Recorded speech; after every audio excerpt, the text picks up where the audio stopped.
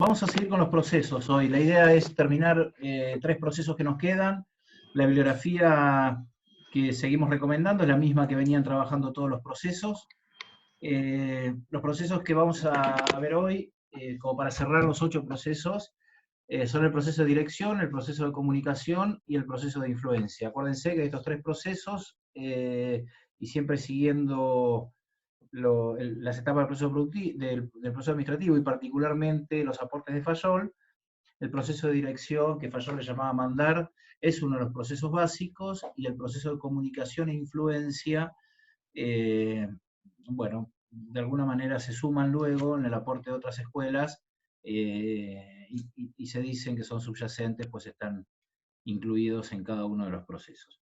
En realidad, para muchos de nosotros, tanto el proceso de comunicación como el proceso de influencia está íntimamente relacionado a la dirección, en virtud de que para dirigir, para lograr influenciar en las personas, lo que se requiere fundamentalmente es una buena comunicación y fundamentalmente características de poder influir, o sea, características de generar empatía positiva entre quien dirige y los dirigidos.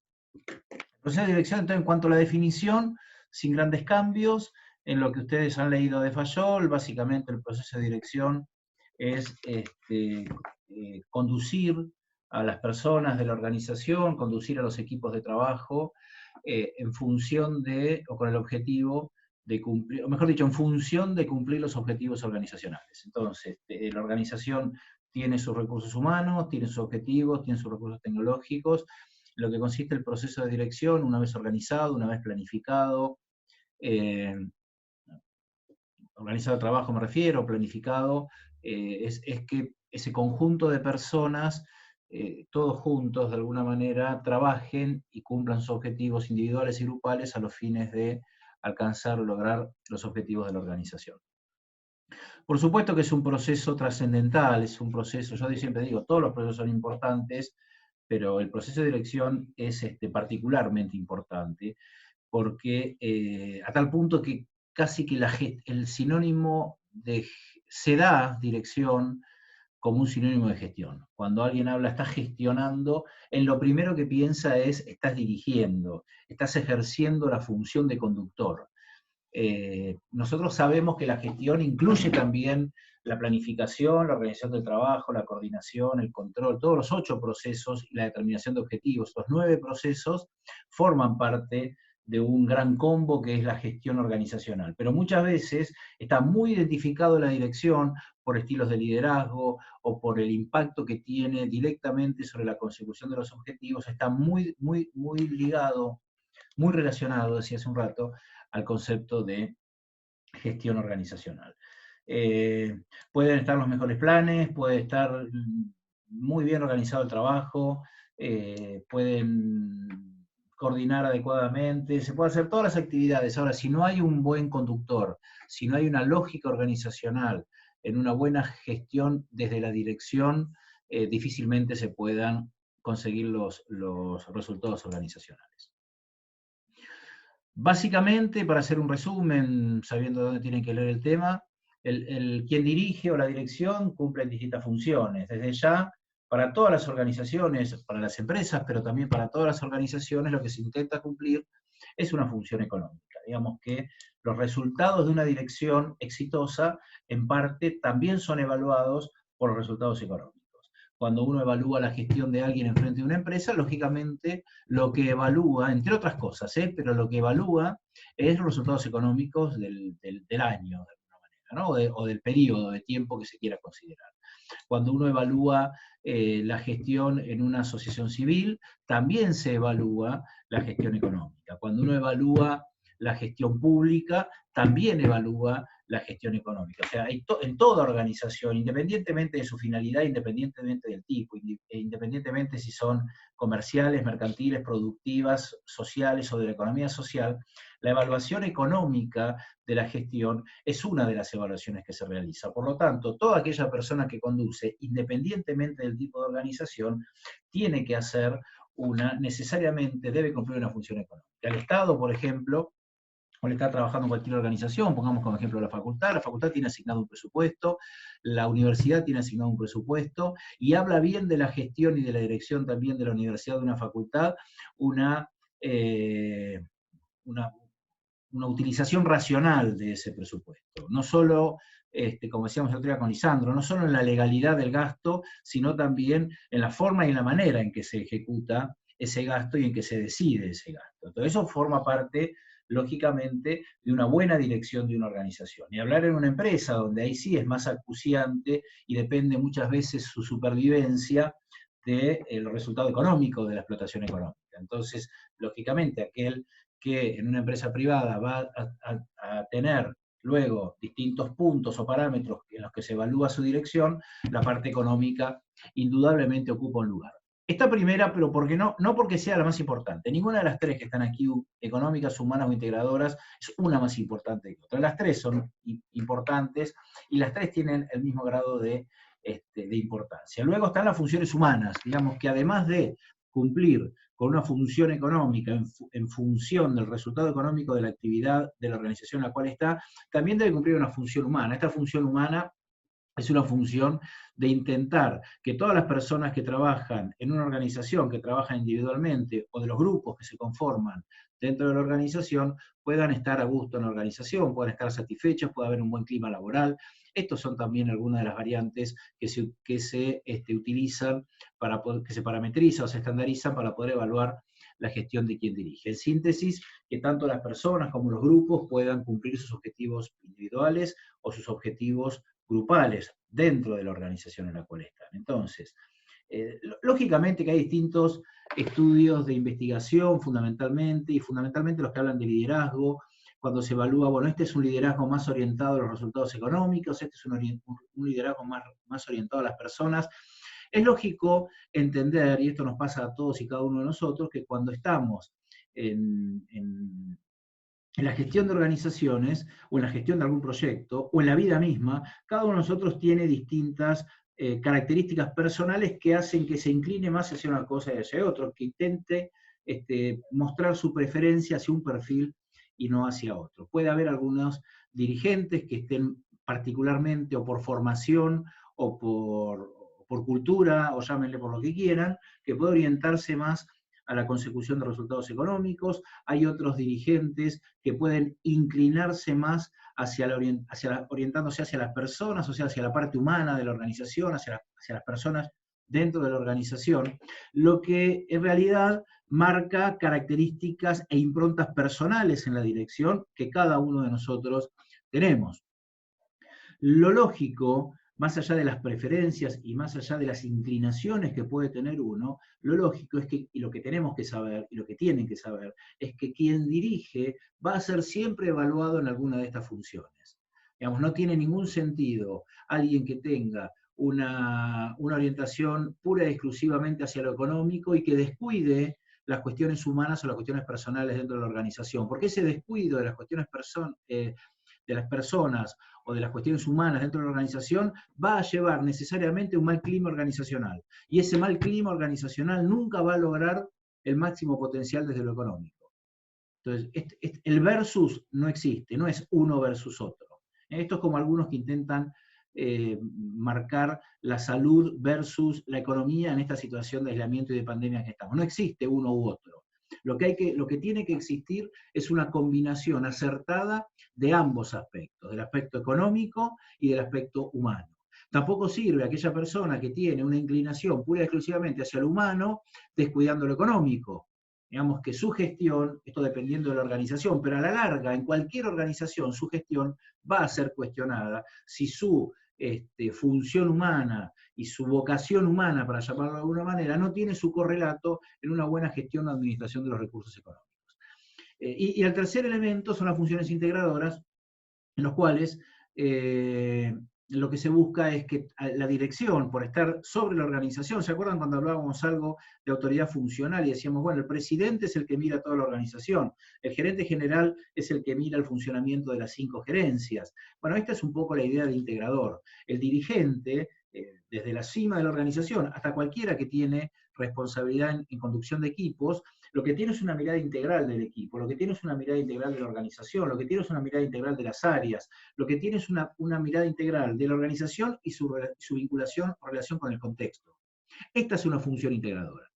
El que dirige, entonces, además de tener o propender a tener buenos resultados económicos, a propender tener un buen clima de trabajo a partir de ocuparse de las personas que trabajan en la organización, debe también integrar el funcionamiento de personas, grupos, áreas dentro de la organización e integrar también a esa organización con el contexto con el cual interactúa. Hay hay distintas visiones sobre las funciones de la dirección.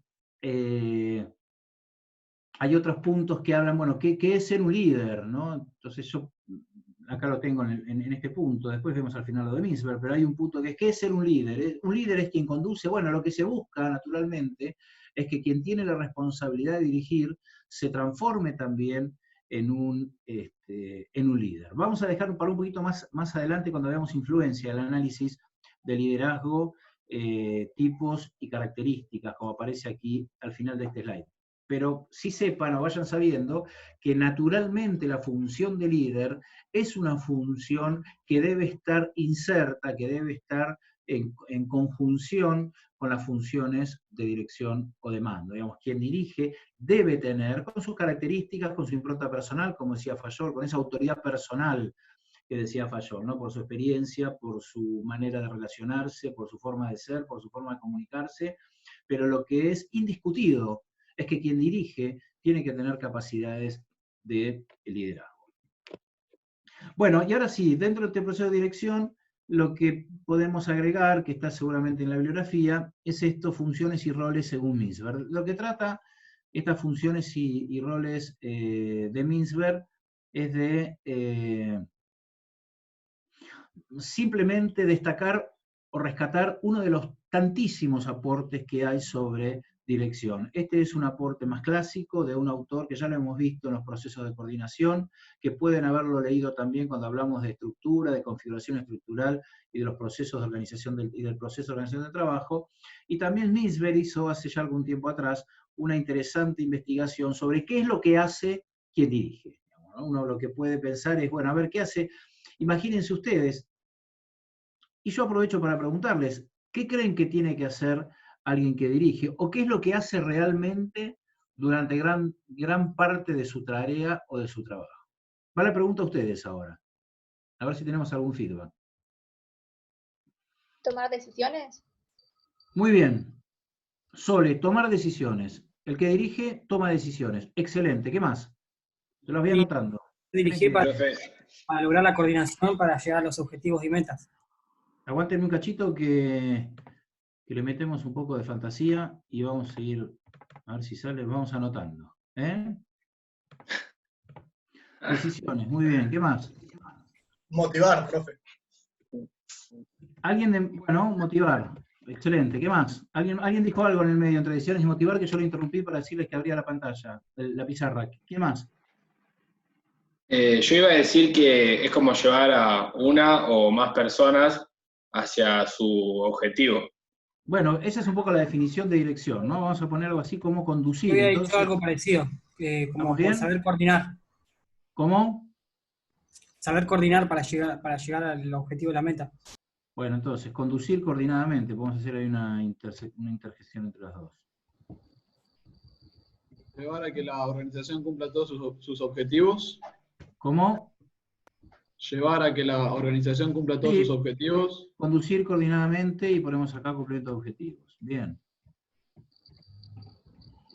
¿Qué más? Pero piensen en el que no busquen tampoco tantas frases vinculadas a la teoría. Imagínense ustedes que tienen la necesidad, la responsabilidad de conducir un grupo de trabajo. Hasta pueden tener ya, haber tenido experiencias, o porque trabajan o porque practican algún deporte grupal, y muchas veces tienen la responsabilidad de tener que comandar ese grupo, ya sea por características personales o por roles dentro de un espacio deportivo o de lo que sea, ¿sí? O alguna tener buena comunicación para un viaje, ¿cómo? Tener buena comunicación. Bien, comunicar, ¿no? Muy bien, comunicar. Profe, Sí. ¿podría ser ordenar las actividades que tiene que hacer el grupo para lograr los objetivos? Organizar, ¿no? Bueno, podríamos poner conducir coordinadamente, pusimos, pónganse a organizar también. Muy bien, organizar tareas. Profe, puede ser algo como medio que unir esfuerzos individuales. Bueno, eso es coordinar, muy bien, sí, unir esfuerzos, podemos decir que es coordinar, o lograr, si quieren, unidad, ¿no? Unidad de grupo, ¿verdad? Unidad de grupo va también. ¿Qué más? También Profe, delegar sí. algunas otras decisiones. A ver, Cintia, y ya después estoy con... Dale, a ver, Cintia. Digo, también delegar algunas decisiones. Muy bien, delegar adecuadamente, excelente. Delegar adecuadamente. ¿Qué más? ¿Alguna voz que se metió ahí? Sí, la mía.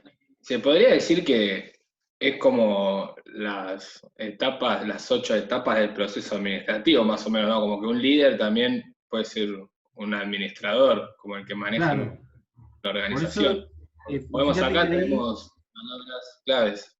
lógicamente, que la pregunta es qué hace el que dirige, y bueno, el que dirige un poco, es lo que decíamos hace un rato, la importancia que tiene dirección sobre todo el proceso administrativo, ¿no? Yo pregunto qué es dirigir, uno va a decir, bueno, el que planifica, el que organiza, o sea, necesariamente pasás por las funciones por el proceso administrativo. De hecho, acá pasamos por decisión, motivar, que lo vamos a ver un poquito más adelante, conducir, coordinar, organizar el trabajo, objetivos, comunicar. Pero fíjense que en definitiva, la dirección, el que dirige, básicamente hace esto, y esto es real. El que dirige permanentemente está tomando decisiones, está comunicando, está reunido, está planificando, está controlando, podríamos haber dicho también, ¿no? Entonces, bueno, esta es un poco la experiencia. Esto que lo desordenadamente y espontáneamente ustedes lo refieren muy bien. Algunos autores permanentemente, y hasta el día de hoy, y seguirá siendo así in eternum, estudian qué es lo que hace el líder o qué es lo que hace la dirección. Siempre hablamos de dirección, dejemos el tema de liderazgo para después. La palabrita líder va a aparecer en un ratito ahí mismo. Entonces, lo que plantea Henry Mintzberg es una categoría de 3 funciones. Primero, funciones de tipo interpersonales.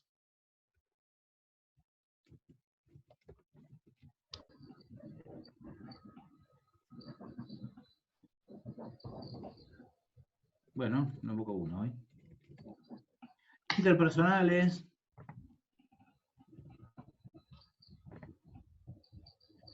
Un segundo grupo de funciones que él llama comunicacionales. Y un tercer grupo de funciones que él llama decisorias. O sea que en la lógica de Mintzberg, el que dirige cumple estas 3 funciones, ¿no? Funciones interpersonales, entre personas, funciones de comunicar, algo mismo dijeron ustedes, comunicación, comunica. Entonces, Mintzberg dice, existen estas funciones comunicacionales, y existe también otro grupo de funciones que son decisorias. Dentro de las interpersonales, él identifica lo que él llama roles, ¿verdad? Con la compu. Ahí está. Cada función tiene roles. Los roles que cumplen quienes poseen las funciones interpersonales son roles de representante. Representa la organización. El que dirige representa la organización. Aún esto piensen siempre en cualquiera de los niveles de dirección. Desde el que les toca el timbre en la puerta de su casa para decirles que viene de Edelap a hacer una reparación en el poste de luz que tiene aquí enfrente y que necesita que desconecten algo, o el de la empresa de cable que viene y les toca timbre también para controlar el funcionamiento del módem. Digamos, cualquiera que atribuye su función al nombre de una empresa está representando a la empresa. Entonces, desde el presidente de la compañía que anuncia una fusión con su competencia, o desde el presidente del club que anuncia la compra de una figura del básquet y que va a jugar en su equipo, desde el representante de la administración pública que anuncia la firma de un importante convenio o el acuerdo de la deuda con alguno de los acreedores. En definitiva, cuando una persona actúa en nombre de la organización, está haciendo ese rol de representante. Dependiendo, lógicamente, la actividad, dependiendo la noticia, dependiendo la información, la organización asigna representantes teniendo en cuenta esto. ¿Se acuerdan cuando hablamos de responsabilidad en las comunicaciones, esa primera o segunda clase, donde hablamos de las características de la organización? Bueno, esto es un poco esto. Cada uno es responsable en función de lo que comunica. Bueno, luego un representante de líder, un rol, perdón, dentro de interpersonal, el rol de líder, que es el que de alguna manera tiene esas aptitudes, con P, aptitudes carismáticas que hacen que pueda ser el líder de un grupo, y el de enlace, el rol de enlace, que es de alguna manera este rol de integrador, de articulador, que veíamos en las funciones. ¿Se acuerdan las funciones integradoras? Bueno, un poco es esto, ¿no? El enlace, el que junta, el que armoniza, el que une distintas áreas, distintas personas, distintas visiones, organización y contexto, etc. Entonces, funciones interpersonales con estos tres roles, funciones comunicacionales. Profe, ¿podés repetir el de enlace que no lo llegué a El enlace es el comprender? integrador, el articulador, el que enlaza, el que junta, el que une, el que vincula, el que armoniza personas, grupos, áreas, organización y contexto, ¿sí? Luego las comunicacionales o informativas, le llaman algunos textos también, lo mismo,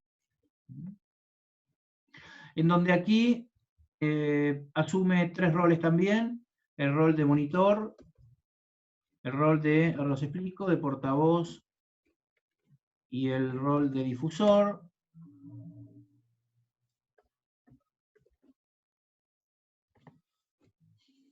Monitor es el que monitorea, de alguna manera, el que va revisando, va controlando, va observando la organización y va obteniendo información, ¿sí? Es el monitoreo que se hace para obtener información. Podría ser de alguna manera el receptor de información, de responsabilidad del que dirige en esta función comunicacional informativa. El portavoz, que tiene el rol de recorrer con esa información todos los niveles de la organización, difundir esa información hacia adentro de la organización. Es el que porta, el que lleva la voz cantante de alguna noticia, alguna comunicación, alguna información. Y el tercer rol, el difusor, que está pensado más hacia, el difusor es el que difunde dentro de la organización, el portavoz es el que difunde fuera de la organización. ¿De acuerdo? Es el rol de el que dirige hacia afuera, es el rol de portavoz, creo que lo había dicho al revés, y el rol de difusor es el que difunde la información hacia adentro de la organización. ¿Les quedó claro esto? Pues yo lo había empezado diciéndolo al revés. ¿Les queda claro? Entonces, monitor monitorea información, recoge información, portavoz es información de la organización hacia el contexto, allí es el dirigente, el que dirige, tiene esa responsabilidad, siempre dependiendo de qué informa. Repito, desde el jefe de cuadrilla que viene a hacer una reparación en el barrio hasta el presidente de la compañía. Los dos cumplen ese rol de portavoz, en distintas, lógicamente, en distintas situaciones. Y el difusor es el que difunde la información hacia dentro de la organización. Y por último, estas funciones decisorias, en donde puede ser piloto de tormentas, puede ser empresario, puede ser negociador, y puede ser asignador de recursos. ¿Qué son estos 4 roles? Y completan los 10 roles. Piloto de tormentas, el que dirige, está en situaciones siempre de cambio, de turbulencias, hacia su propia organización, hacia el contexto. Fíjense que en esta nueva situación de pandemia y de aislamiento, cómo empiezan a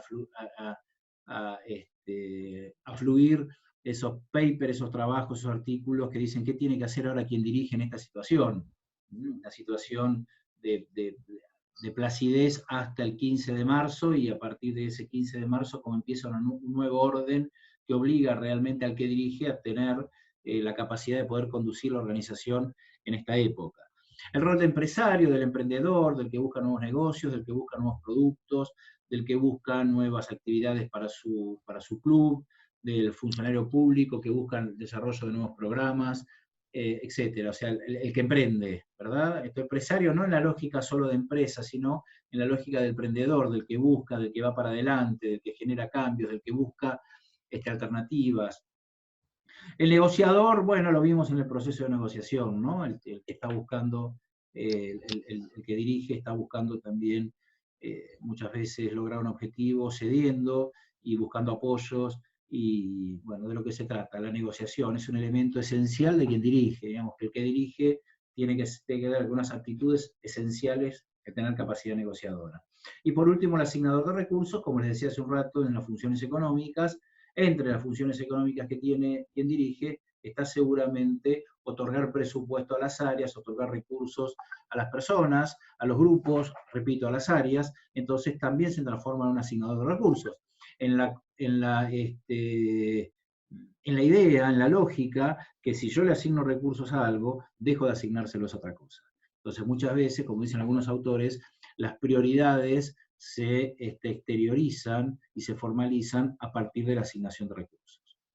Esto es como yo alguna vez les contaba del tiempo. No es que uno no tiene tiempo, el tiempo es una cuestión de prioridades. El dinero en cualquier organización, los recursos económicos en cualquier organización, también es una cuestión de prioridades. Y cuando uno tiene que ver realmente por dónde pasan las prioridades, tiene que ver influye de manera importante cómo se distribuyen los recursos económicos en la organización.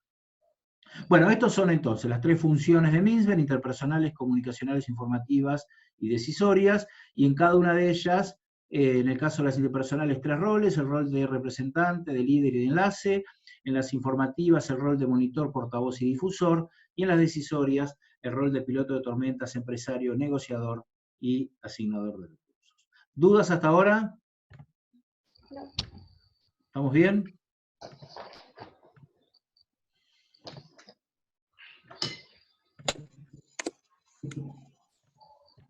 Bueno, volvemos entonces al... Chicos, ¿cómo estamos? Sol, Mara, Lisandro, ¿vamos bien? No, bien. No, nadie consultó nada. No sé si es un buen augurio, pero bueno. Bueno, vamos que sí. Ay, perdón. Este es el proceso de dirección. ¿Te pasa Sí, una ahí pregunta? alguien está hablando. Sí, adelante, perdón. Una pregunta, ¿cómo diferenciamos que, ponele, cuando vos decís los resultados de una gestión, o sea, decir que la gestión es el resultado de todos los procesos o solo el proceso de dirección? ¿Entendés? No, yo lo que digo es que, esto para que no se confundan, ¿no? Para no se confundan a partir de una frase que dije yo. Yo lo que digo es que muchas veces la importancia del proceso de dirección está justificada por una, muchas veces, confusión de que la gestión es dirección. Digamos, yo les pregunto a ustedes, el primer día de clase, les hubiese preguntado, díganme qué es gestionar algo, muchos me hubiesen dicho, la mayoría me hubiesen dicho es dirigir. Entonces, por eso asumo que muchas veces se piensa en la gestión como nada más que como la dirección. Eso es porque la dirección es un proceso muy fuerte dentro del proceso administrativo. ¿Por qué? Bueno, porque es el que, esto como le decía hace un rato, es el proceso que conecta personas, es el proceso en donde se puede determinar los éxitos de una planificación, de un control, de una toma de decisiones, a partir de la capacidad que tiene uno para dirigir. Vos podés tener el mejor plan y no poder, y al tener una mala dirección, podés no llevarlo a cabo. Por supuesto que también podés ser un muy buen director, y si no tenés una buena planificación, tampoco cumplís adecuadamente los objetivos. Pero no es que es lo mismo. ¿No sé, quedó más claro ahora? Sí, gracias, Martín. Entonces, proceso de dirección, les decía, definición, importancia del proceso, que es un poco hablar de esto, las funciones de la dirección, esto y algún otro que pueda haber en la bibliografía, ustedes lean, funciones y roles según Mintzberg, esto de las 3 funciones y los 10 roles, y por último, liderazgo, que lo dejamos por ahora, con esta consideración general que hice, que es que para dirigir hay que tener aptitudes de liderazgo, que es lo que vamos a ver en el próximo proceso, no en el otro, que es el proceso de influencia. Ahora vamos a ver el proceso de comunicación. Les decía, el proceso de comunicación es un proceso muy ligado, muy importante en todo el proceso administrativo y muy ligado a la dirección. Digamos que cuando uno pretende conducir a personas o grupos de personas, lo que tiene que tener obligatoriamente es una manera de comunicarse eficientemente para lograr este objetivo.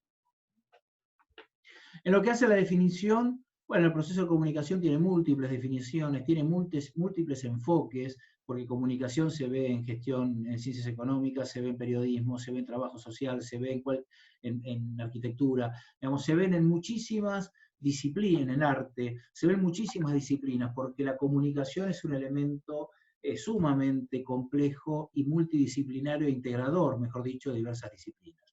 Nosotros cuando en gestión lo que tratamos de ver en comunicación es todo aquel proceso que significa la transferencia y la comprensión de significados. Digamos que cuando hay comunicación, cuando alguien individual o grupal intenta transferir significados, intenta transferirle a alguien u otro grupo u otra persona significados, y esas personas comprenden la transmisión de esos significados. Si no, no hay comunicación. Si no hay comprensión de lo que se quiere comunicar, no hay comunicación, o hay lo que es peor, una mala comunicación o una comunicación distorsionada. En síntesis, vamos a ver ahora los elementos del proceso. Esperen que me esté sonando el teléfono. Bueno, seguimos. Está sonando el teléfono. Este es el proceso de comunicación. Estos son los actores del proceso de comunicación, o las partes del proceso de comunicación. ¿Querés atender, Martín? No sé dónde lo puse ese problema. Tendría que buscarlo primero para atender. Bueno, quizás vuelva a sonar.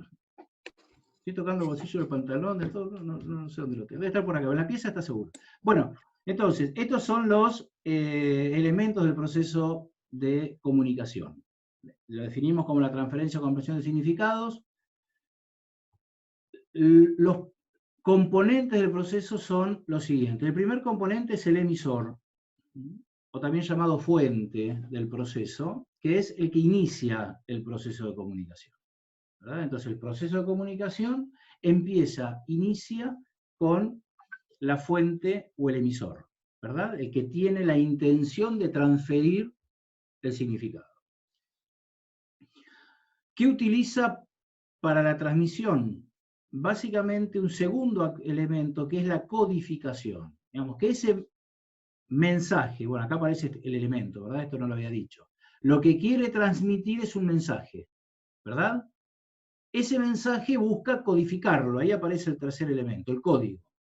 Entonces, hay una transmisión, yo quiero mandar, de hecho nosotros estamos interactuando, estamos comunicando, yo intento transferir este mensaje a través de un código. ¿Cuál es el código común que utilizo para que nos podamos entender? Bueno, una manera oral o escrita de comunicarse a través de la utilización de un idioma oficial que todos conocen. Entonces, ese es el código. Y ahí mantengo. Puedo tener también, o puedo complementar un mensaje con algunos símbolos o señales que también sirven de código para poder transmitir ese mensaje. Entonces, hasta ahora, un emisor, el que emite o fuente que origina el mensaje que es lo que se quiere transmitir, y los códigos o la codificación en la que se busca que ese mensaje tenga un código común que sea interpretado por la mayor cantidad de gente. El cuarto elemento es el canal. El canal es el medio que se utiliza para transmitir el mensaje. Emisor es el que inicia el mensaje lo que se quiere transmitir, el código, esos códigos comunes, la codificación, que es la búsqueda de códigos comunes para que el mensaje sea entendido por la mayor cantidad de interlocutores. El canal es el medio, acá estamos comunicando a través de un canal electrónico, a través de una computadora, a través de un teléfono, a través de una plataforma. Si estuviésemos en un aula, sería un aula. Estamos en un aula virtual. El quinto elemento es que hay alguien que decodifica ese mensaje. Ustedes, casi simultáneamente de recibirlo, previamente lo están decodificando, lo están entendiendo. Una pregunta de ustedes, yo previo también a escucharla, a entenderla, la decodifico. O sea, este proceso de codificación tiene su parte inversa, que es la interpretación de esos códigos, en lo que se llama decodificar, interpretarlo. Y el último elemento, no el último, el sexto elemento, si no cuento mal, el séptimo elemento, pero no el sexto, bien digo, el sexto elemento es el receptor. El receptor, que es el que recibe el mensaje. Entonces, emisor que quiere transmitir un mensaje, utiliza códigos, esos códigos los transmite a través de un canal para el receptor, que previo a recibirlo lo decodifica. ¿Estamos bien o muy rápido? Estamos bien, lo están viendo, ¿no?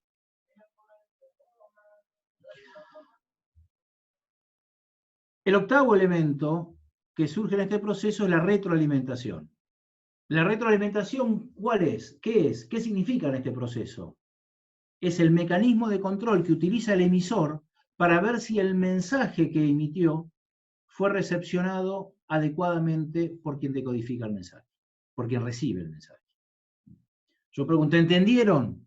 Bueno, uno me dice, repita este ejemplo, repita esta definición. El entendieron, en realidad, es una pregunta que abre un canal de retroalimentación, de control, que me permite o le permite al docente corroborar si el tema explicado fue entendido. Un test de lectura es otro elemento de retroalimentación. La realización de un práctico es otro elemento de realización. Un parcial es un elemento de retroalimentación. Digamos que son mecanismos que le permiten al emisor controlar que el mensaje pensado, el mensaje transmitido, el canal utilizado, el código utilizado, ha sido interpretado exitosamente por parte del receptor. Y un octavo elemento, que lo ven aquí en esta flechita, llamado ruido, o barreras, o interrupciones, o alteraciones del proceso comunicacional, que es cuando algún elemento enturbia, dificulta o interrumpe la comunicación. El teléfono que me sonó a mí recién. Un elemento, recién pasó un auto acá escuchando música, eso que tienen música escuchando fuerte, ¿vieron? Lo mismo, eso que tienen el parlante metido acá atrás de la cabeza, pasó recién por acá. Además siempre con un tipo de música que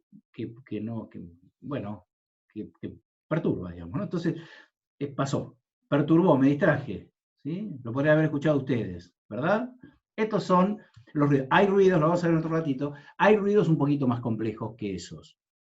Pero en general el concepto es eso, barreras o ruidos de tipo físicos, de tipo psicológicos, de tipo psicológicos, de tipo semánticos, que hacen que este proceso no se pueda dar puramente, digamos, que tenga interrupciones, que tenga interferencias, que hacen que entonces el mensaje del emisor no es adecuadamente recibido por el receptor.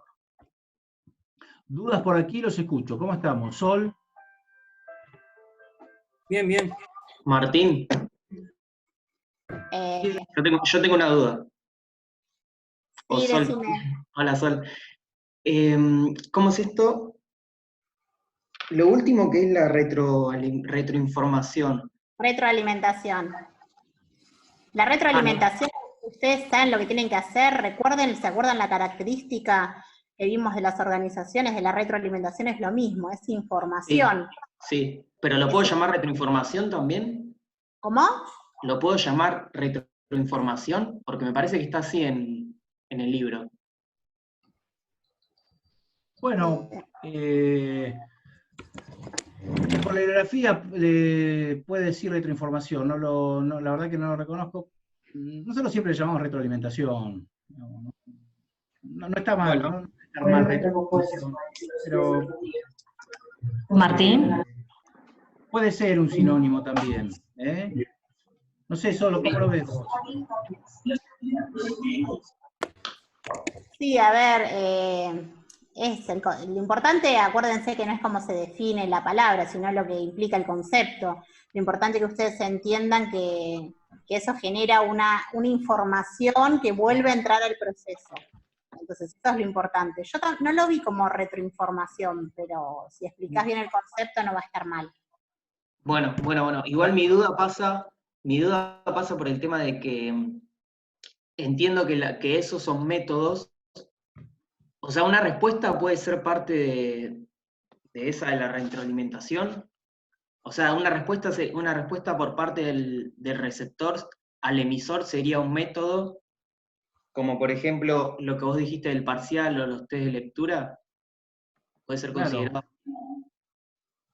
Sí. ¿Quién sos? Mauro, que está preguntando, que no te veía en pantalla. Sí, Mauro, por supuesto que esos son mecanismos de control. Son mecanismos de control, absolutamente. Lo que pasa es que tenés después mecanismos de control más inmediatos que otros, pero una evaluación es un mecanismo de control. En definitiva, ¿qué estás controlando en un mecanismo de control? Si el alumno o la alumna, o el docente o la docente entendió la pregunta o entendió el tema, son mecanismos de retroalimentación que hablan del proceso comunicacional. Imagínate que vos haces un informe, lo presentás ante 50 personas y después le preguntás, bueno, explíquenme qué entendieron, llévenselo y díganme a ver qué entendieron. Y a los 10 días te encontrás con que viene y todos entendieron cosas distintas a las que vos quisiste exponer.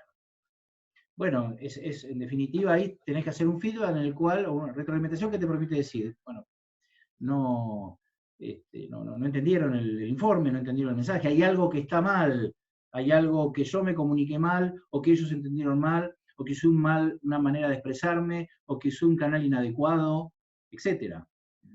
Entonces, eso es lo que sirve como un proceso de retroalimentación, un proceso de comunicación, para el cual vos qué hacés, bueno, o cambiás el informe, o cambiás el mensaje, o lo volvés a explicar, o ponés un gráfico, o lo resumís, o lo ampliás.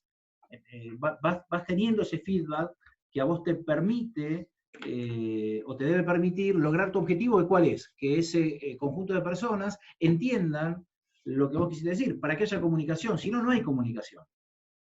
Digamos, por eso es importante el tema de la comunicación, el tema de la comprensión de lo que se comunica, que no significa que uno esté de acuerdo, pero sí que tiene que comprender el mensaje. Por eso cuando se busca el modelo burocrático, cuando hablábamos en su momento sobre las comunicaciones que tiene que hacer, está bien claro dónde se debe comunicar una determinada decisión oficial. Por eso dice, bueno, hasta que no está publicado en el boletín oficial. ¿Por qué? Bueno, porque ahí vos te asegurás de que el proceso de comunicación está logrado, está formalizado, comunico acá.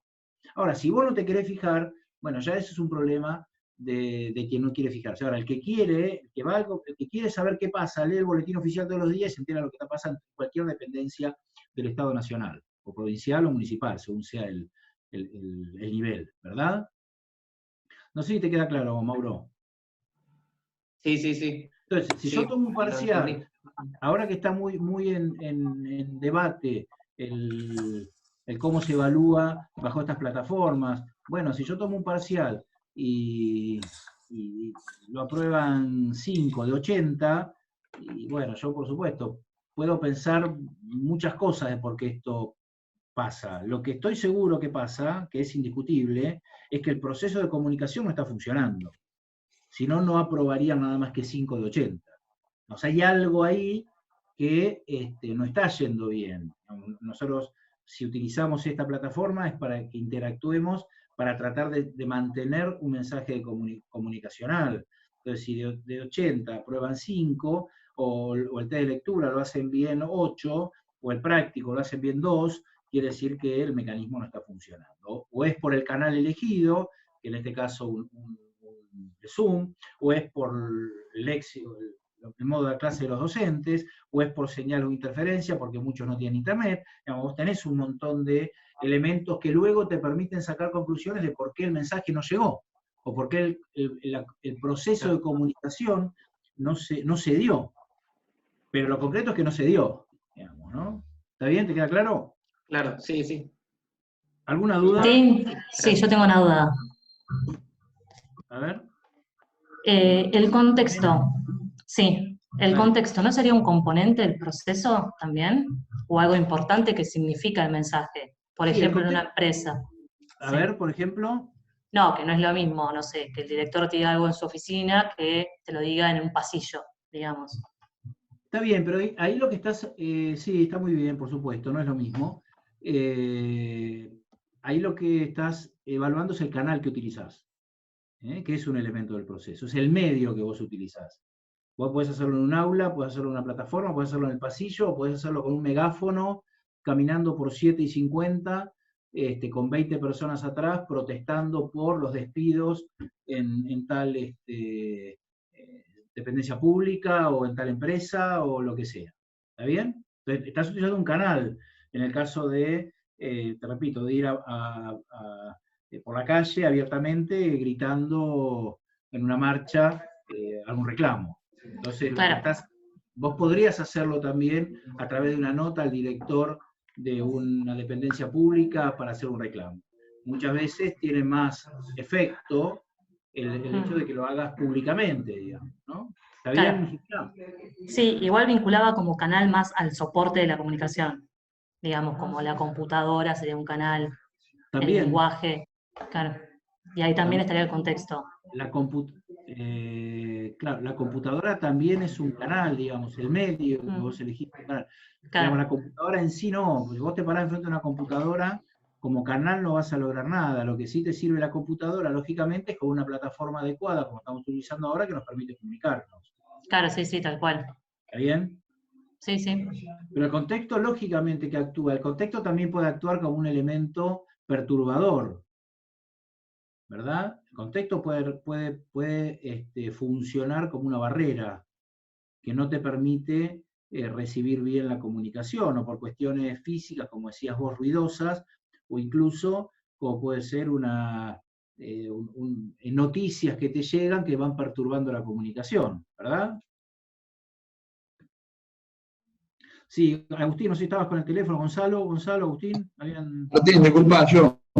¿Retroalimentación sería lo mismo que feedback? ¿Cómo? ¿Retroalimentación sería lo mismo que feedback? Sí, correcto, es lo mismo. Exactamente lo mismo, sí, correcto. Ahí Sí. aclaramos porque ahí Sofía nos dijo que en el gráfico dice retroinformación en el libro y en la descripción dice retroalimentación, de ahí lo sacaron. Yo no me había dado ¿En cuenta. el gráfico del libro o en el que mostré yo recién? ¿En el gráfico del libro? Del libro. Sí, lo mismo, por eso son sinónimos, usen el que quieran. Está bien, está aclarado. Gracias, Sol. Sí, Agustín. Bueno, pensé que te habías olvidado. Lo que iba a decir es que ponele, cuando vos haces una evaluación o algún trabajo de eso, que es verdad que recibís una retroalimentación nuestra, pero yo creo que eso es más del proceso de control, podría tomarse, porque si lo vemos como de comunicación, puede ser que nos confundamos un poco, pero yo creo que es mejor si lo vemos como de control, para dar un ejemplo de control. De comunicación puede ser más fácil, o sea, alguien al lado de otro, hablar y se está comunicando. Pero nada, eso, capaz que confunde. A ver, sí, tenés razón. Es un ejemplo de control y es un ejemplo de retroalimentación de la comunicación también. Porque vos controlás la eficiencia en un proceso de comunicación. Claro. Vos podés controlar un montón de cosas. Acá lo que estás controlando, en el caso del ejemplo, es un proceso, es una eficiencia en la comunicación. O sea, que vos comunicaste algo y te entendió. ¿Verdad? Esto es como si vos le preguntás, le decís algo, ¿qué ejemplo pensaste? A ver, repetimos un poquito el ejemplo y te ayudo a algo me dijiste recién, le decís a alguien que tenés al lado. Claro, o lo que estoy haciendo ahora, por ejemplo, estoy comunicando un mensaje con, como decías vos, en el mismo idioma, a los distintos receptores que pueden ser los que están conectados. Claro, ¿y cómo te aseguras vos de que ese mensaje está llegando adecuadamente? Por la retroalimentación. Si te En tienen que responder. ¿Cómo lo harías? En el caso del ejemplo, ¿cómo lo harías? No, está bien, pero yo le preguntarías a... claro, terminar de mandar el mensaje del chico, ¿entendieron? Sí. Claro. Sí. Entonces ahí sí, los chicos, ahí es automático. Te van a decir todo, sí, entendí, sí, te escriben, sí. O capaz te das cuenta por los gestos de las caras y no estás También, muy bien. vía internet. Bien, excelente. También hay una comunicación que es gestual, que te das cuenta, ¿no? El que está entendiendo, el que parece que no. Al menos te da una señal. El que está, capaz que está medio a los cabezazos y medio a los bostezos, o se le empiezan a entrecerrar los ojos, sí, bueno, lo más probable es que se esté durmiendo. Capaz que no, pero hay señales. Por eso yo les decía hace un rato que cuando uno utiliza los medios para comunicar el mensaje, lo utiliza métodos orales, pero también utiliza métodos gestuales, ¿verdad? Tanto para emitir como para también recepcionar el mensaje. Yo estoy hablando y vos haces así, como receptor, yo digo, bueno, está entendiendo. Por lo menos pienso que entendió, ¿no? Sí. Esto es algo muy utilizado. Cuando uno está en reuniones y habla, y si hay alguno medio distraído, pero no quiere que se dé cuenta que esté distraído, te mira y hace así. Como diciendo, no solo te está atendiendo, sino que encima te está dando la razón. Y eso te pone muy contento. Como en la facu. ¿Eh? Como en la facu también. Claro, bueno, cuando vos ves que alguien, mirás a alguien, o te miran a vos, a mí, ¿no? O a vos, y vos, ¿qué haces? ¿No? ¿Está bien? Es así. Sí. Así funciona. Bueno, entonces, a priori, parece que entendés, o parece que estás recibiendo bien el mensaje. Entonces tenés un primer feedback, que es el gesto que hacemos. Por lo menos lo están escuchando, ¿no? En el mejor de los casos. Yo capaz quería sumar algo a lo que dijo Agustín. Ustedes acuérdense que este proceso de comunicación es uno de los procesos subyacentes. ¿Te acordás que vos dijiste que capaz era más relacionado con control, dijiste la retroalimentación? Bueno, este proceso de comunicación justamente es uno de los subyacentes, atraviesa los 5 básicos siempre. Entonces el control, digamos, al ser un proceso básico, está siempre, o sea, eso que vos decís sucede por esto que este proceso los atraviesa. Sí, también. Y es la etapa de control que está incluida en muchos procesos. Fíjate que en planificación incluías también en la última etapa etapas del proceso de control. Eso es retroalimentación. En decisión también tomás el proceso de control. Cuando vos revisás, es decir, en la última etapa del proceso, decías, bueno, está la revisión de la alternativa elegida. Eso es controlar. En determinación de objetivos decías adaptación a la experiencia. ¿Eso qué es? Eso es controlar. Cuando vos definís el objetivo, lo tirás a rodar y vas controlando que efectivamente se vaya a cumplir. ¿Está bien? Pero está bueno. Siempre nosotros damos ejemplos. Ustedes, por supuesto que después pongan el ejemplo donde más cómodo les queda, ¿verdad? Bueno. Entonces, Martín, antes que sigas, ¿te puedo preguntar algo? Perdón, sí, claro. Dime. O sea que el proceso de codificación no es solo tipo la interpretación o sea, es solo la interpretación de códigos, no es comprender el mensaje. O sea, no implica la decodificación, no implica que vos entiendas el mensaje. Correcto, es la interpretación de códigos, sí. Ah, okay. Sí. O sea, se puede dar o no después que vos interpretes o no el mensaje. Porque nosotros estamos ahora en una clase donde pusimos en común códigos que todos entendemos, y que son tan comunes que nos parece difícil separar este proceso de decodificación con el proceso de recepción. Es tan rápido el mecanismo que nos parece difícil hacerlo. Ahora, en el caso de que haya alguien con disminución auditiva total, ¿no? Este no sería un mecanismo. No serían buenos códigos, no estaría conformado el proceso comunicacional. Tendríamos que utilizar un lenguaje de señas. Y ahí el lenguaje de señas, por no ser algo habitual en nosotros, parece más clara la separación entre la decodificación y el recibirlo. O el idioma braille, exactamente lo mismo. Vos podés elegir una evaluación con la que hicimos nosotros, en los prácticos. Ahora, esto para quien tiene disminución visual, ¿es un código adecuado? No, inadecuado absolutamente, al 100%. Tendríamos que utilizar otro idioma, otros códigos que deberíamos aprender. O lo mismo el código Morse, cuando es el código de transmisión entre embarcaciones, por ejemplo. o las banderas que indican algo. Vos vas a la playa y tenés bandera celeste o verde, o amarilla y negra, o roja y negra, o ahora con un rayo. ¿Eso qué? Eso es comunicación. El guardavidas te está diciendo que está prohibido bañarse si la bandera está roja. Ya está, y esa es la manera que se comunica. Si vos tenés tomás la decisión de meterte igual, bueno, y ante cualquier evento, el guardavidas va a decir, el balneario va a decir, estaba puesta la bandera roja de prohibición. Y seguramente tenés el cartel, además, a la entrada del balneario, que te indica qué significa cada una de las banderas, más allá del conocimiento que puedas o no tener sobre el funcionamiento. Ahí también hay un proceso de comunicación. Es una comunicación que no es oral, que puede ser oral porque está escrita, que es escrita, ahora que básicamente tiene símbolos, que todos, no todos, una amplia mayoría, o al menos los que habitualmente concurren a un balneario, saben de qué se trata. Ahora, ¿cuándo se da? Y si vos pones la bandera roja en un lugar donde no la ve nadie y se entran a meter todos al agua, hay algo que está fallando. Entonces, por eso la bandera tiene que estar a una altura donde todos la vean. El flaco la tiene, o el guardavidas o la guardavida lo tiene abajo del asiento y no lo va a ver nadie, la gente se va a meter igual. ¿Está bien? ¿Te queda claro, Clarita, los distintos ejemplos donde se ven distintas formas de comunicarse, distintos códigos que vas buscando para poder transmitir?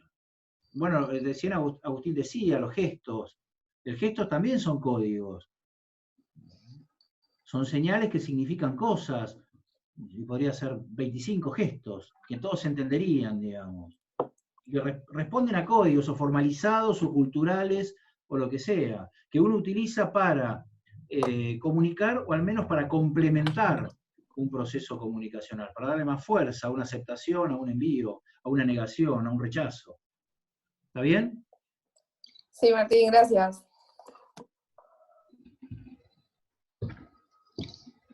Los métodos en la comunicación lo estuvimos hablando, no voy a demorarme demasiado en eso. Métodos escritos, por supuesto, métodos orales, métodos a través de sonidos, como puede ser el ulular de una sirena, métodos combinados entre escrito y verbal, métodos en donde uno utiliza el cuerpo para comunicarse, métodos que juegan también con la distinta entonación que le dan a la frase, digamos, cuando la comunicación intenta no ser monocorde para poder causar efecto en la comunicación. Bueno, hay distintos métodos que son, lógicamente, hoy por hoy, una especialización dentro de la comunicación, ¿no? Hay una nueva especialización, no sé si nueva, hay una especialización en esto, desde en la vestimenta, en la forma de comunicarse, en la mirada, en si mirar o no mirar la cámara, en los gestos, en la forma de hablar, en la forma de decirlo. Digamos, la persona el que tiene la obligación de comunicar, desde el político, un empresario, un artista, utiliza lógicamente lo que decimos nosotros, está coacheado, digamos, ¿no? Está atendida cómo debe comunicarse, está pensado cómo comunicarse. O sea, hay una metodología de comunicación utilizada, así sea para dar una buena noticia, dar una mala noticia, en qué momento, quién la da, quién no la da. Hay todo un proceso comunicacional que atiende mucho estas cuestiones, porque depende también de estas cuestiones, de la metodología en cómo uno comunica, el éxito o el fracaso en la comunicación, en la interpretación, en la comunicación. ¿Sí? Bien.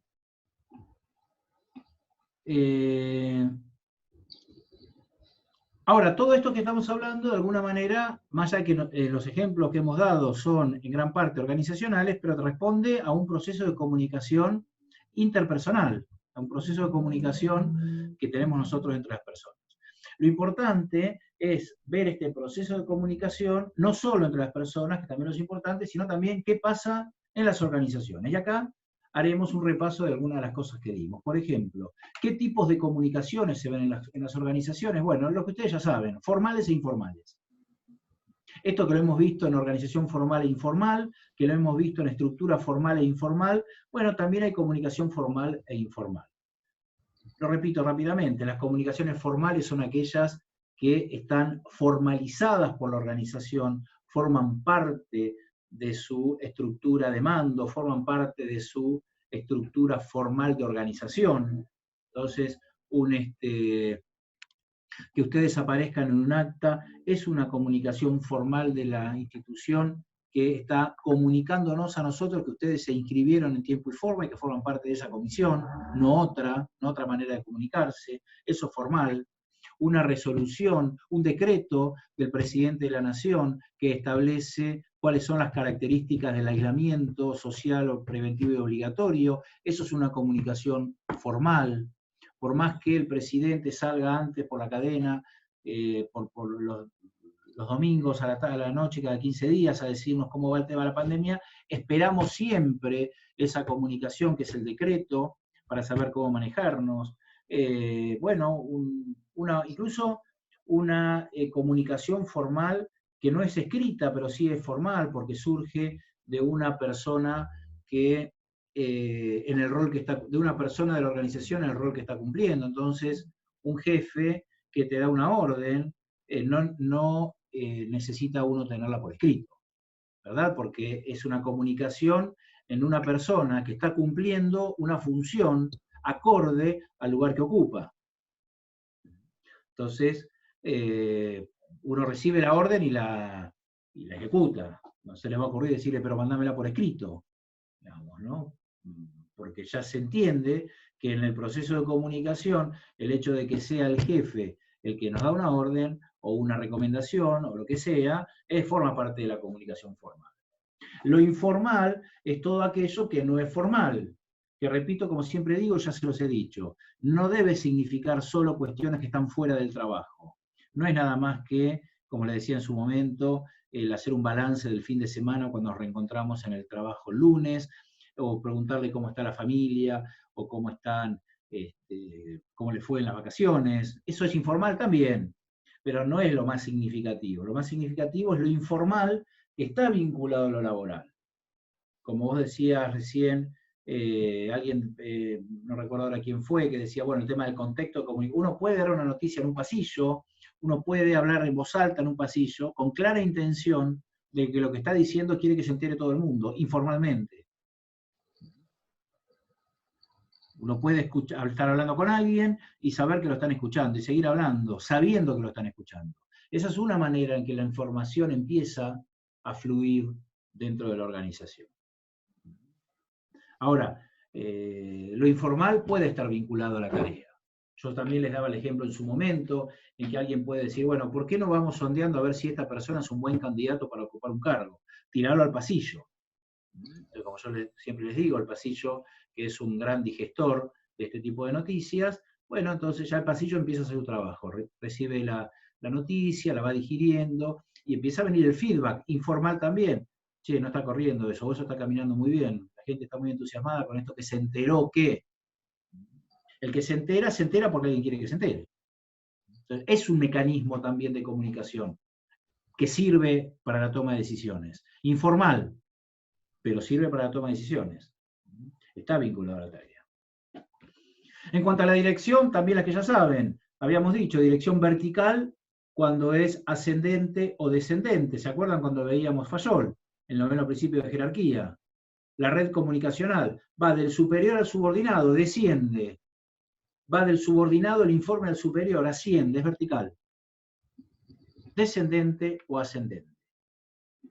Y las horizontales, que también son las que se logran en la comunicación entre sectores de la organización.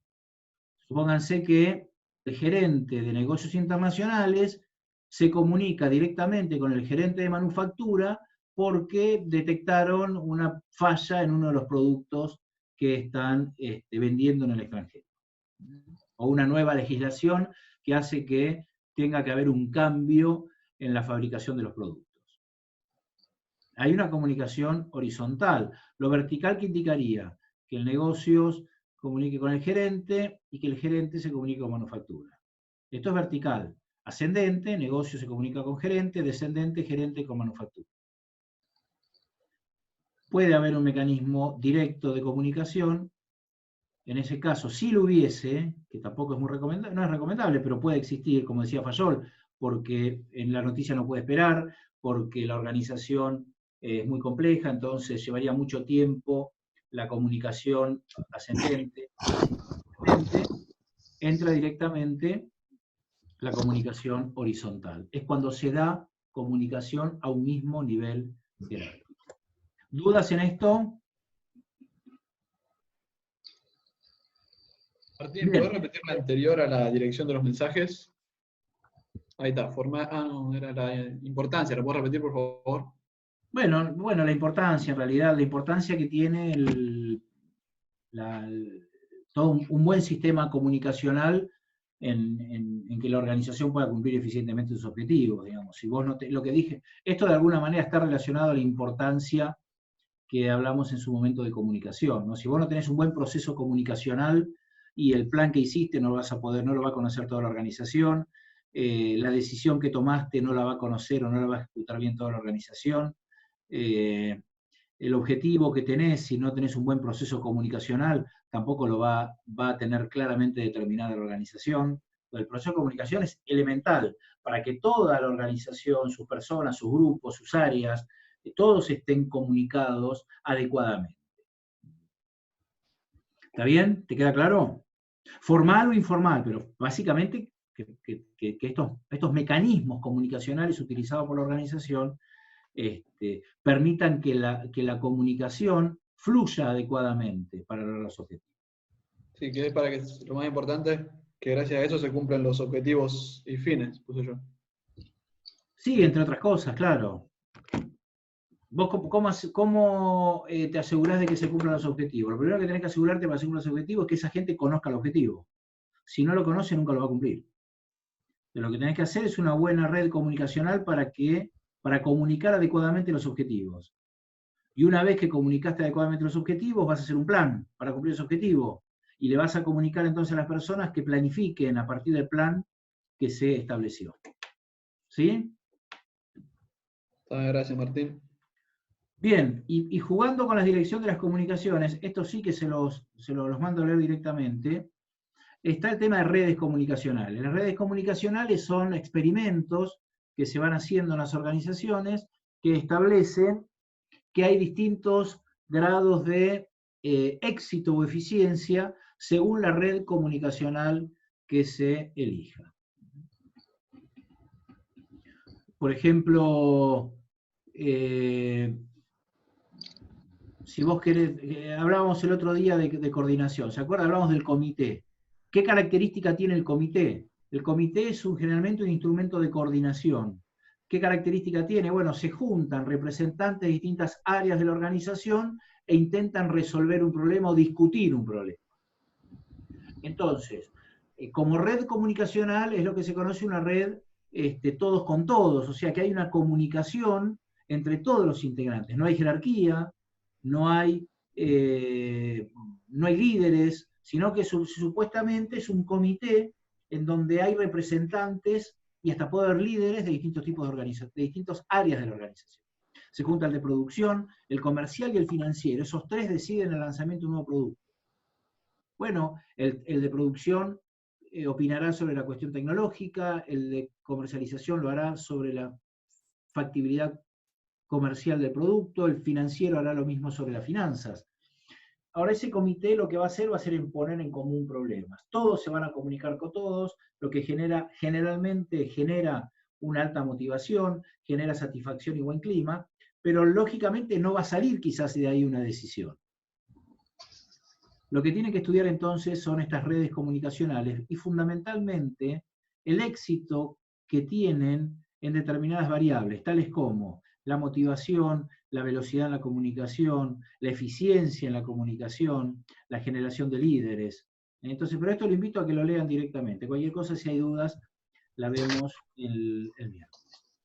Y termino con barreras comunicacionales, en esto que de alguna manera busca interrumpir, interferir el proceso comunicacional, y hay distintos tipos de barreras, desde barreras físicas, como puede ser la interferencia en un micrófono. Yo puedo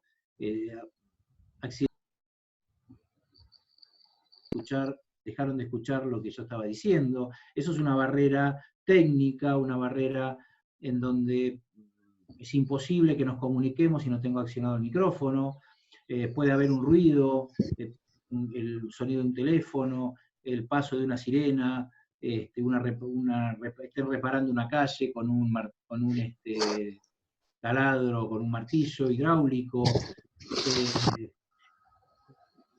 barreras semánticas fundamentadas muchas veces en el desconocimiento del léxico utilizado, o en el pobre conocimiento del léxico utilizado. Entonces uno escucha alguna charla y hay 4 o 5 palabras que no entendió porque no conoce el significado, va al diccionario, busca el significado. Esto es una barrera. Entonces, hasta barreras más complicadas, ¿no? Estereotipos psicológicos que puede haber entre una persona y otra, o sociológicos entre grupos de personas.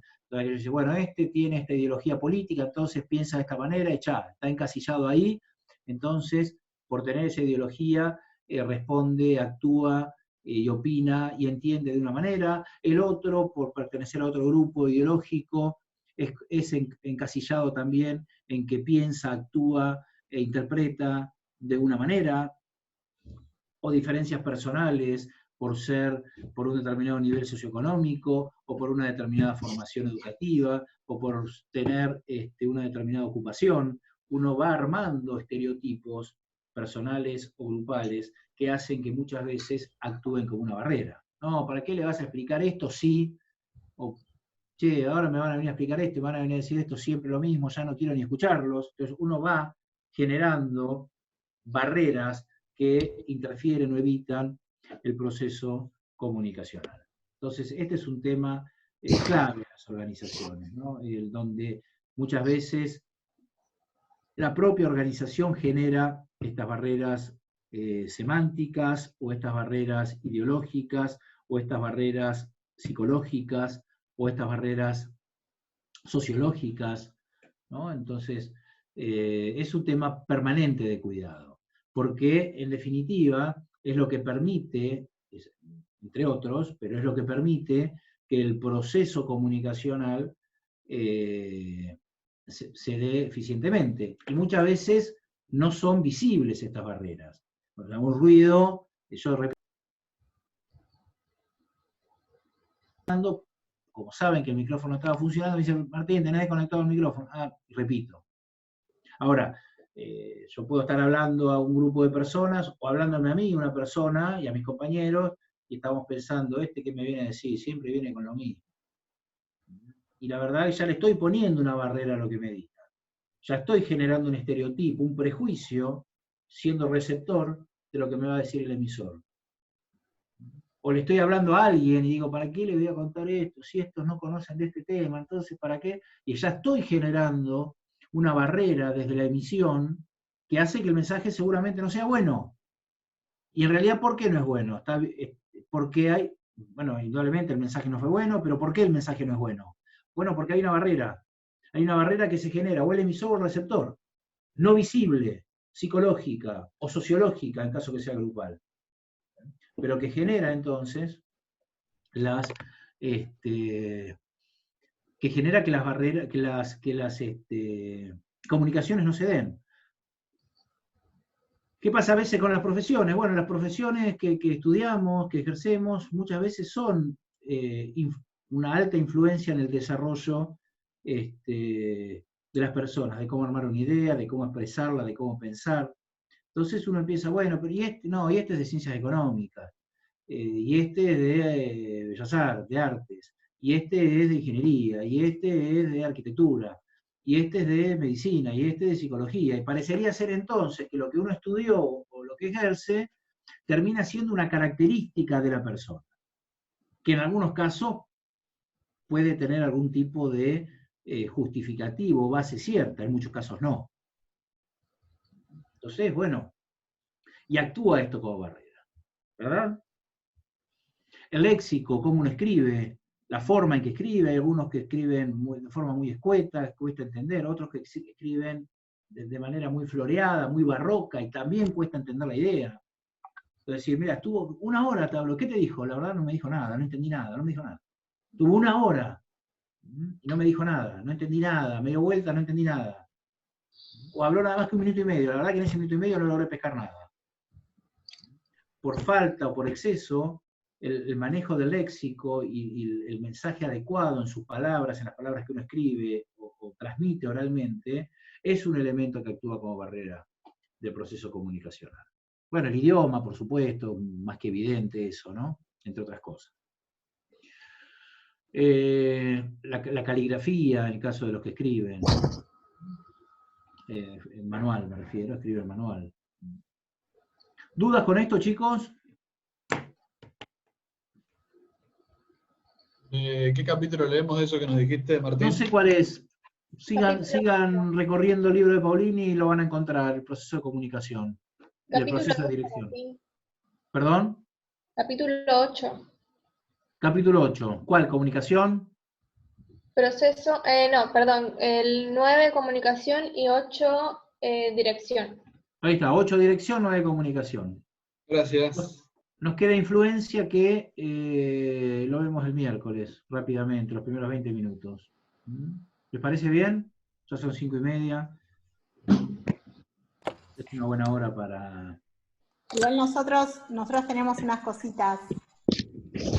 No, yo por supuesto, eso yo me refería a la participación mía, si estaba arreglado que la clase sigue, pero ya cambian, ya les habla otro y es algo un poco más, hasta más entretenido. ¿De acuerdo? Igual cortito, igual, no va a ser muy largo. ¿Tienen dudas, chicos? Sol, Mara, Lisandro, chicos en general, ¿quedó alguna duda? ¿Levantaron algo del chat? No, el chat está tranquilo, no. Buenísimo. Bueno, me quedo por acá dando vueltas por el aula, pero dale, Sol. Bueno, chicos, nada, a ver, vamos a aclarar más de 15 minutos no vamos a tardar, pero ahora decimos, la idea era hacer una retroalimentación del trabajo práctico que hicieron de Fabritech, que ya tienen las notas, ya lo corrigieron. No sé si, Mari, vos querés compartir el organigrama, lo comparto yo. Si lo comparto yo, habilitame. Sí. Ya te habilito. No veo a Lisandro, ¿dónde está? Ahí está, fíjate. A ver. Bueno, ¿ahí lo ven? Sí, se ve. Se ve. Sí.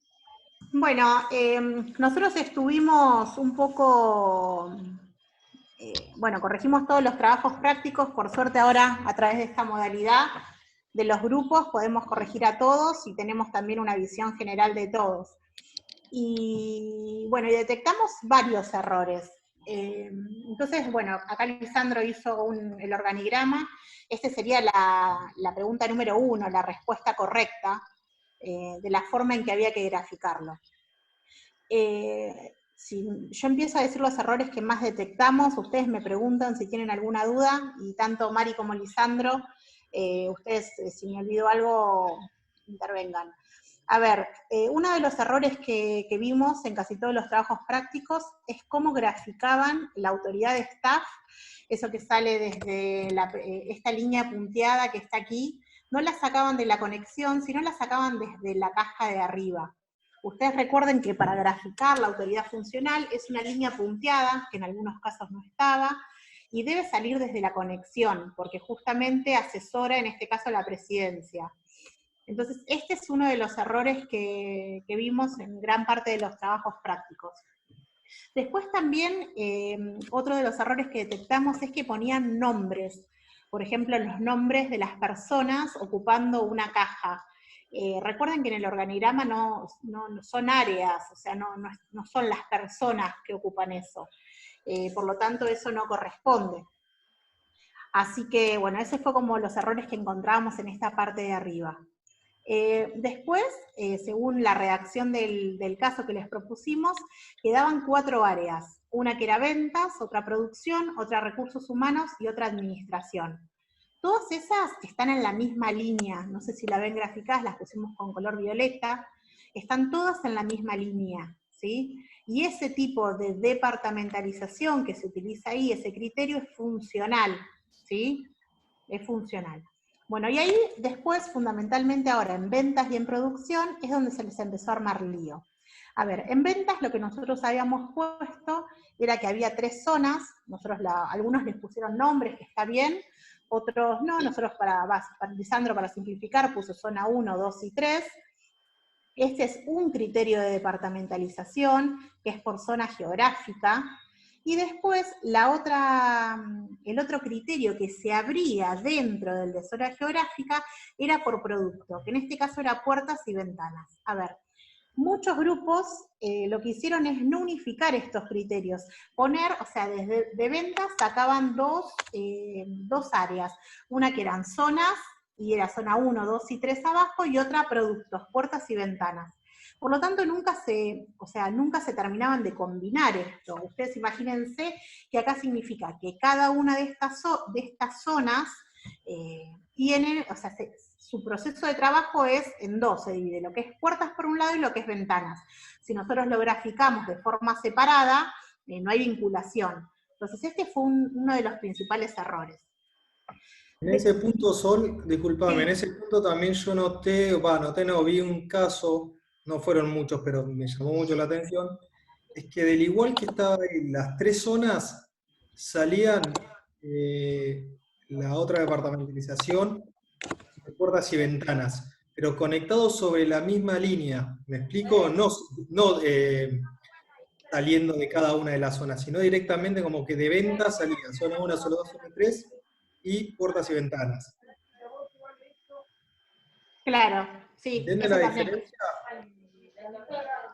Acá hay 3 niveles, por llamarlo de alguna forma, en ese sector, y lo dejaban todo en 2. Chicos, ¿se escucha de fondo? Sí, hay un micrófono abierto. Ahí está. Bueno, entonces, no sé si ustedes recuerdan el caso que nosotros le pasamos, que la parte de ventas, justamente lo que decía es que, bueno, esta empresa tiene una gran dispersión, que el área de ventas está organizada siguiendo este criterio, que le habíamos dicho en 3 zonas geográficas, y a su vez, dentro de cada zona de ventas existía una división en puertas y ventanas. Bueno, muchos de los grupos pasaba esto, no agrupaban estos criterios, que era uno adentro del otro, quedaban separados. Ese fue un primer error. Después, el otra área era el área de producción. En el área de producción, nosotros, les voy a leer, pusimos la planta de fabricación se encuentra ubicada físicamente en una de dichas zonas, con el objetivo de centralizar la producción en la zona de mayor afluencia. La verdad que este fue un dato medio capcioso y de maldad, porque no tenían que meterlo en el organigrama, la verdad. Nos daba como la ubicación de dónde estaba la planta, pero no nos interesaba el hecho de graficar. Y lo que sí poníamos es que dentro del área de producción se podían observar 2 criterios, uno por procesos, cortado, ensamblado y pintado, y otro por turno mañana y turno tarde. Bueno, acá lo que pasó era lo mismo que en el de ventas. No lograban unir ni relacionar los criterios de departamentalización, que eran uno dentro del otro. O sea, había 2 turnos, y en cada turno se hacían esos 3 procesos, que era cortado, ensamblado y pegado. Entonces, en algunos trabajos prácticos que corregimos estaban, en vez de graficarlo de esta forma, que ven que ahí un criterio de departamentalización está dentro del otro, bueno, había uno que era turnos, y ponían turno mañana y turno tarde abajo, y otro lo cortado, ensamblado y pegado. Entonces, de nuevo no se podían como vincular. Acá los criterios de departamentalización que se utilizaron era por turno y por procesos de trabajo, que era el que es cortado, ensamblado y pegado. ¿Por acá va bien? ¿Tienen alguna duda?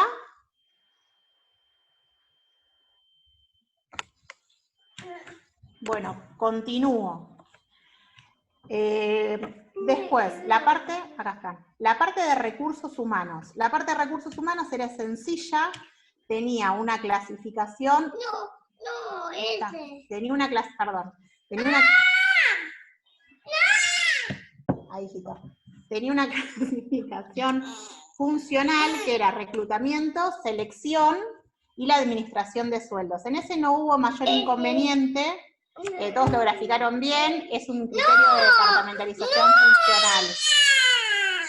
A ver si sigue alguno mientras... Bueno. Y después estaba la otra área que era de administración. Ponete silencio. Ahí está. Perdón, chicos. El otro era de administración, que hablaba de una departamentalización también que era por el tema del área de finanzas, de sistema y de facturación. Y al mismo tiempo menciona que la facturación la dividían según el producto, con lo cual entraba otra departamentalización ahí, que era otro criterio, mejor dicho, que era la facturación dividida en lo que era puertas y lo que era ventana. En esta área la realidad es que no, por lo menos en los casos que vi yo, no hubo grandes problemas, sino que estuvo más centrado en el área de lo que era producción y ventas. Sí, a mí me pasó lo mismo. Los problemas eran en ventas y producción, y bueno, con el tema de la unidad, de la graficación de la unidad staff, ¿sí? De dónde tenía que salir. Sí. ¿Alguna duda sobre el...? Ah, Sol. Acá sí, perdón, después de matar al niño. No hubo mucho inconveniente. Bueno, y por último, la parte de administración, ahí volvíamos a poner, o sea, más o menos era lo mismo, facturación, sistemas y finanzas, y en la parte de facturación hacíamos esa división en puertas y ventanas, que era otro criterio, digamos, de departamentalización dentro de esa área. Esa sería la forma correcta de cómo quedaba el organigrama planteado. Donde pueden ver, o sea, que está graficado los que están en la misma línea quedan en la misma línea, están los que tienen el mismo nivel de autoridad en la misma, digamos, zona, y identificando bien todos los criterios de departamentalización que se utilizaron. Entonces, con eso ya barrimos la pregunta 1 y la pregunta 3. La pregunta 2 era los tipos de autoridad. Dentro de los tipos de autoridad que encontrábamos era la autoridad lineal, que la verdad que nos llamó la atención porque encontramos, digamos, muchos errores. Ustedes recuerden que la autoridad lineal es la que sigue la línea. Por ejemplo, si yo tengo que decir 2 ejemplos, puedo decir que el gerente general tiene autoridad lineal con respecto al de producción, puedo decir que el gerente de producción tiene autoridad lineal con respecto al jefe del turno mañana, al jefe del turno tarde. Son los que bajan por la línea del organigrama. Esos son ejemplos de autoridad lineal. Autoridad de staff, ¿en dónde se representa en el organigrama? Justamente donde está la línea punteada. La asesoría legal, digamos, es la que aconseja, y acuérdense que no, digamos, no decide, pero aconseja a la presidencia, no al presidente como pusieron. Algunos hacían como les dije, esa caja del presidente solo, no. Aconseja a la presidencia en aquellos temas por los cuales se les consulta. Esa es autoridad de staff. Y la más complicada, la que todos nos equivocamos y detectamos varios errores, era la autoridad funcional.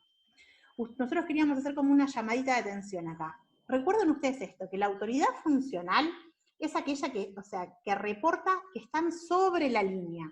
A ver, si hacemos el ejemplo claro, sencillo que siempre charlamos, del gerente de recursos humanos, con respecto al de producción o al de ventas, con alguien que se contrata, a ver, en el caso que el gerente de producción quiera contratar a alguien, ¿sí? Nosotros podemos decir que el gerente de recursos humanos tiene autoridad funcional con respecto al de producción. Fíjense que en el gráfico acá están en la misma línea. ¿Por qué? Porque el gerente de recursos humanos, digamos, tiene autoridad en temas específicos de su incumbencia. ¿Cuáles son esos? Por ejemplo, la contratación de personas. Entonces, en ese caso, ¿qué podemos decir? Que el gerente de recursos humanos tiene autoridad funcional con respecto al de producción. ¿Por qué? Porque contrata a las personas, ¿por qué? Porque en el cargo en el que está, los temas que trata, él tiene esa incumbencia. ¿Quedó claro este ejemplo? O sea, ustedes fíjense que tiene autoridad, son personas que están en la misma línea. ¿Sí? Y también se da al revés, ¿no? ¿Cómo? Desde producción para el gerente de recursos, o sea, el gerente de producción al de recursos humanos. ¿Qué ejemplo? A ver, ¿cómo lo pondrías?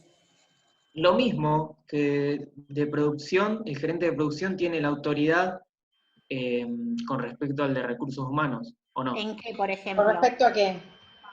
Claro, vos fijate, A la función. pero vos fijate cómo yo construí el ejemplo. A Sí. ver, producción tenía que contratar a alguien, ¿sí? Entonces, ¿qué pasó? Bueno, ¿quién busca? ¿Quién hace el reclutamiento, la selección y lo contrata? ¿Quién lo hace? El gerente de recursos humanos. ¿Por qué? Porque justamente cuando veamos también áreas funcionales, recursos humanos se encarga de eso, de seleccionar, reclutar y contratar a las personas. Entonces, si bien... Sí. Puede ser que, digamos que en recursos humanos es de su incumbencia contratar gente para producción, pero de producción quizás no es de su incumbencia meterse en los asuntos de recursos humanos porque no tiene algo que lo vincule. Esa sería como la idea que vos decís, que puede ser que uno sobre otro pueda llegar a tener un... Por eso le estoy preguntando a Mauro cuál es el ejemplo que lo pondría al revés, porque por eso lo que yo te estoy diciendo es esto: recursos humanos se encarga justamente de seleccionar, contratar, hacer el reclutamiento de las personas. Por eso cuando, por ejemplo, ventas o producción necesite contratar a alguien, se lo va a pedir a recursos humanos. Entonces, ¿nosotros qué podemos decir? Que recursos humanos, el gerente que está acá, tiene autoridad funcional con respecto, por ejemplo, al de producción, o si se requiere alguien con el de ventas. ¿Por qué? Porque los conocimientos que tiene son inherentes a eso que se está pidiendo. Entonces, por eso podemos decir que tiene autoridad funcional, si bien están en la misma línea, o sea, están los dos iguales, uno tiene autoridad con respecto al otro en ese tema específico. El caso al revés que vos me estás planteando, no le logro encontrar el ejemplo, porque ¿qué podría decir que el gerente de producción tendría autoridad funcional de recursos humanos? Si el gerente de producción se mete en un tema que no le compete, no sería ahí el caso, ¿sí? Claro, sí, Igual, entiendo. Ahí lo entendí.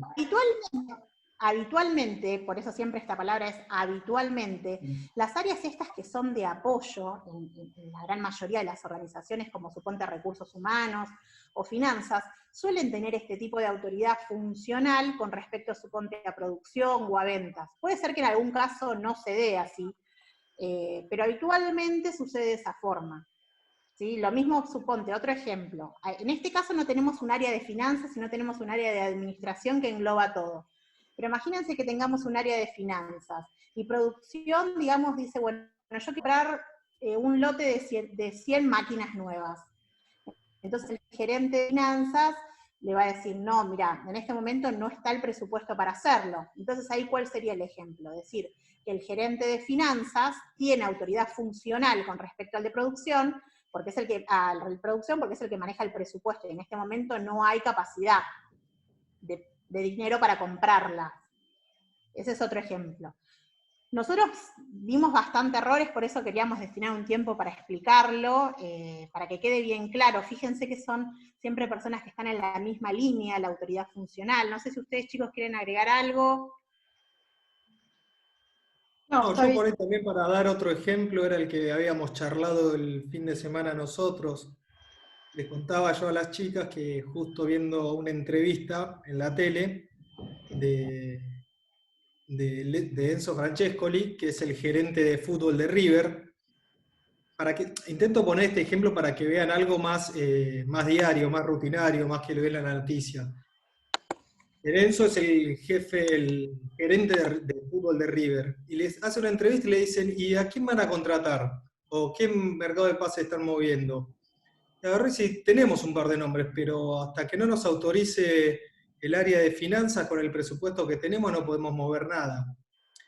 Ese tipo de decisiones que toma el recurso, digamos, que están ahí en finanzas, son los que terminan haciendo la autoridad funcional, porque te puede agarrar cualquier director de fútbol de cualquier club y te dice, me voy a traer a Messi, o te voy a traer a Cristiano Ronaldo, dale, ¿y quién lo paga?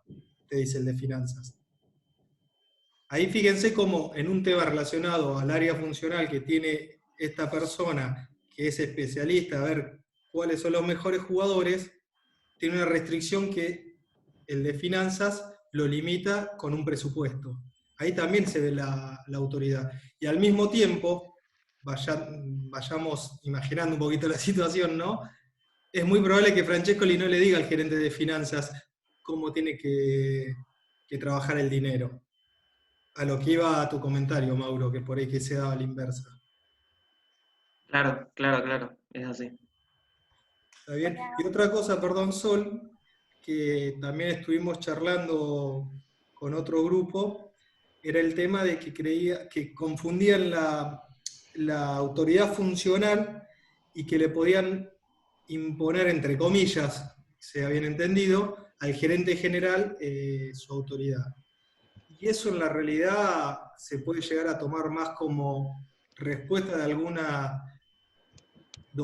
información que pide el gerente general y demás. Es muy difícil que en sí, por autoridad funcional, se le, entre comillas, se le condicione o se le exija al gerente general a terminar toda una decisión.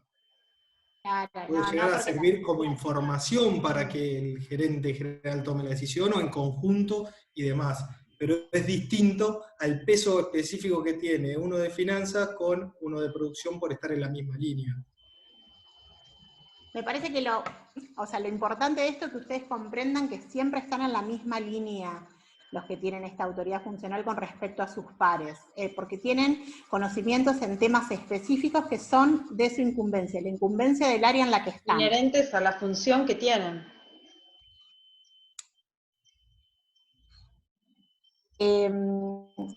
Se te cortó, Sol. Así que bueno, a ver, si tienen alguna duda, la escuchamos, si no, ahí me escuchan mejor. A ver, ahora. Sí, a ver, ahí me disculpa. escuchan mejor. Bueno, ahí les digo, ahí les decía, que si tienen alguna duda, bueno, estamos acá para lo que necesiten. Si no, este organigrama nosotros lo vamos a colgar en la página del campus, así lo pueden ver y sacarse las dudas que tengan. Bueno, nada, si no tienen ninguna duda... Sol, disculpa, Sí. ¿podés repetir rápidamente la definición